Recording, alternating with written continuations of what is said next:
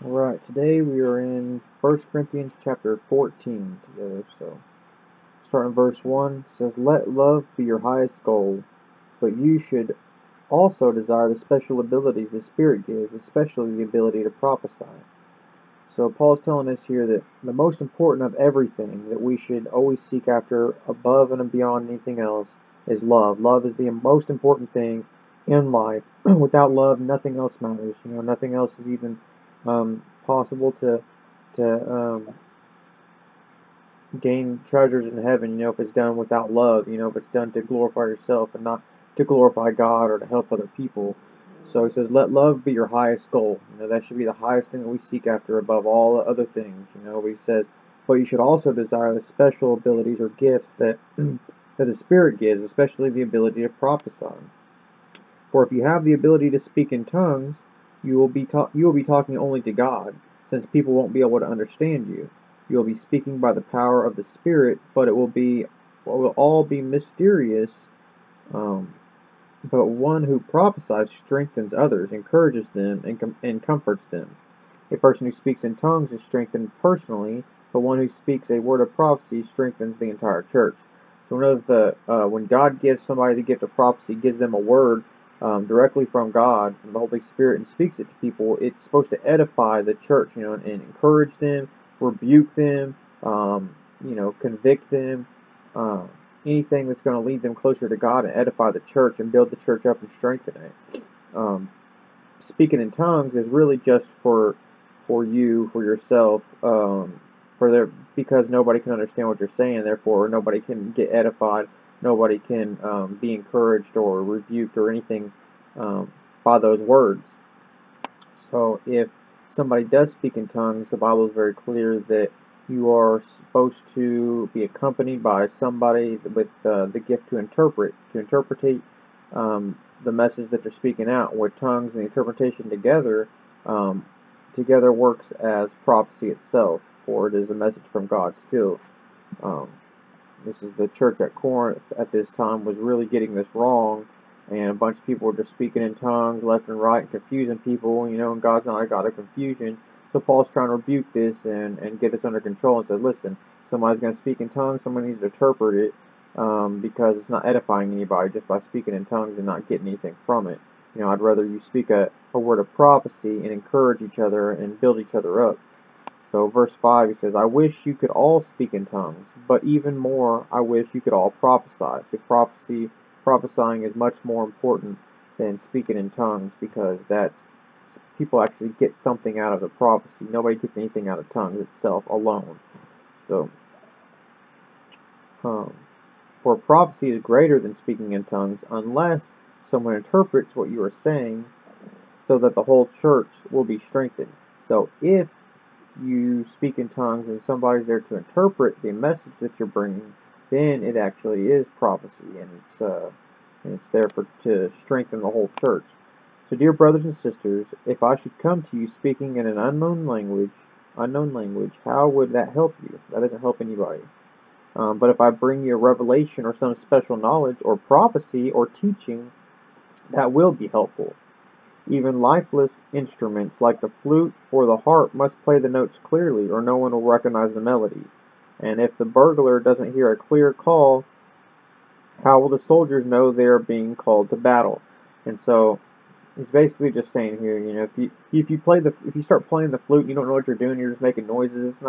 Nobody wants to listen to that. It's the same with speaking in tongues. Nobody wants to listen to you just sit there just blabbing away, having talking to God or whatever you're doing. If they don't understand the message, it's not beneficial to them whatsoever.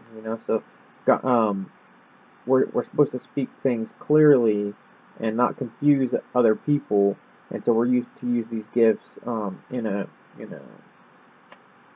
manner worthy of honoring God and trying to help each other and build each other up. Okay?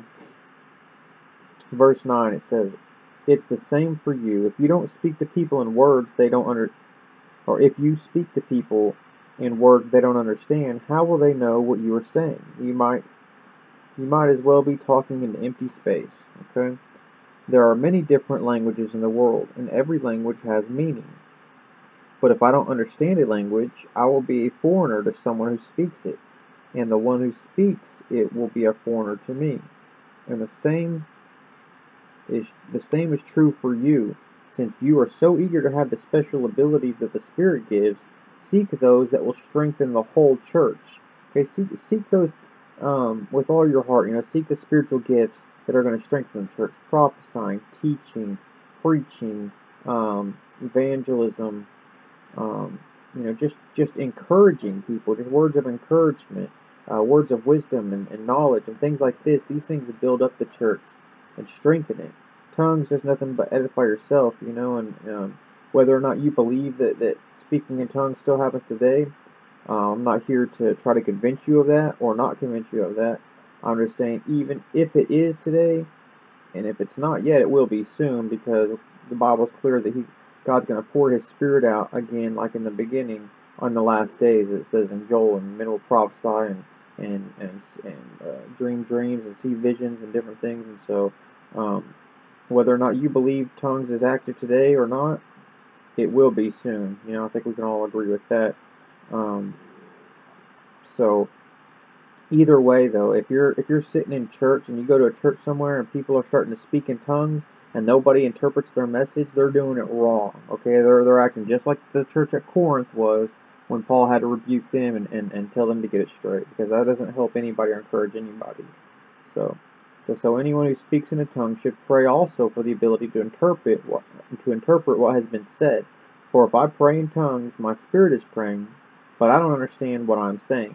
So even when you're praying in tongues, even if you're by yourself and nobody's there with you, you don't know what you're saying. You might be building yourself up, you might not. Who knows? I don't really understand the point of all of that, of praying for something that you don't understand or you don't know what you're even saying. Because then, how can it really strengthen your faith if you're not praying for something, then you see the prayer answered? If you don't even know what you're praying for, then how do you know whether or not your prayer got answered or not? So I don't know. It's kind of weird. But verse 15. Well then, what should I do? I will pray in the Spirit, and I will also pray in words I understand. I will sing in the Spirit, and I will also sing in words I understand. For if you praise God only in the Spirit, how can those who don't understand you praise God along with you?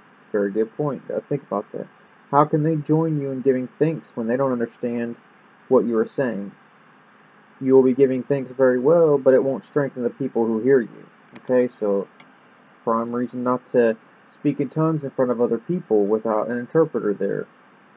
If they don't understand you, how can they praise along with you? How can they thank along with you? How can they sing along with you? How can they do anything and say amen to the message that you're bringing? If you're in a language they don't understand. Verse 18. I thank God that I speak in tongues more than any of you. We know Paul did speak in tongues. But in a church meeting, I would rather speak 5 intelligible words to help others than 10,000 in an unknown language. So he said, 5 words of encouragement, 5 words of teaching, 5 words that are helping people, 5 intelligible words are going to go further than 10,000 words in a tongue that nobody understands or is edified by. So we have to remember that. Dear brothers and sisters, don't be childish in your understanding of these things.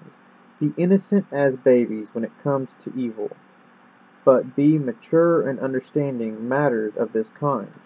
So we are to be like newborn babies when it comes to, and as innocent as them when it comes to evil, and not knowing it, not searching it out, not trying to understand it. But we can't be unaware of the devil's schemes as well. We have to remember that certain things that God intended for good can be used for evil, or used for bad, used to confuse people and lead them astray if we don't recognize these things and get under control.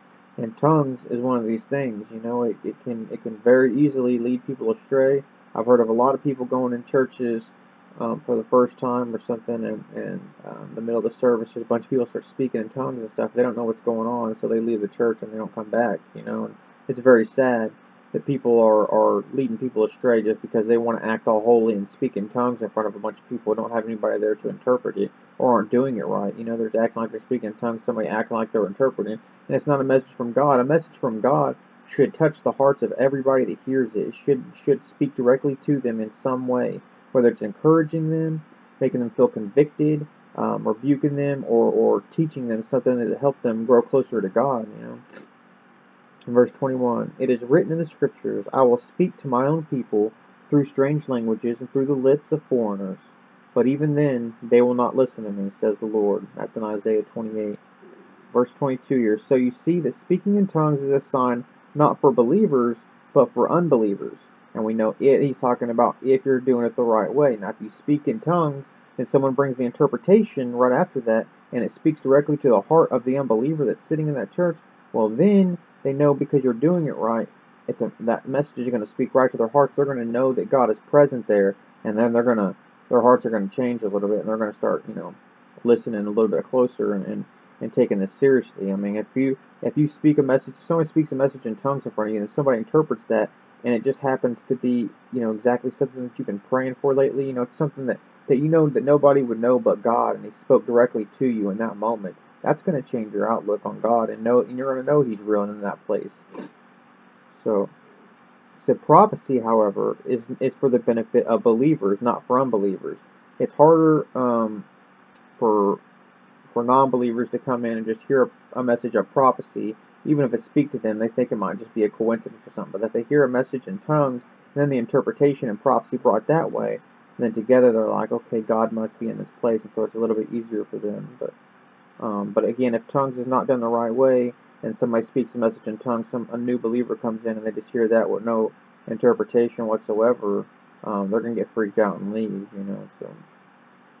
Verse 23, even so, if unbelievers or people who don't understand these things come into your church meeting and hear everyone speaking in an unknown language, they will think you are crazy. Okay, if you're not doing it right, they're going to think you're crazy. But if all of you are prophesying and unbelievers or people who don't understand these things come into your meeting, they will be convicted of sin and judged by what you say. Okay, so we know if you're doing it right and you're bringing a message of prophecy or you're prophesying, these people are going to be convicted of sin, and they're going to be judged by what you say. He says, as they listen, their secret thoughts will be exposed by God, and they will fall to their knees and worship God, declaring God is truly here among you. Okay, that's why it's important to do things right and follow the word so that God can work in circumstances and situations to reach people. If we're doing it wrong, God can't move like that. I mean, God can do anything, of course, but we don't want to go against God. I mean, He's laid it out for us, how we're supposed to do certain things, so don't just be doing things just to do it. Verse 26, well, my brothers and sisters, let's summarize. When you meet together, one will sing, another will teach, another will tell some special revelation God has given, one will speak in tongues, and another will interpret what is said.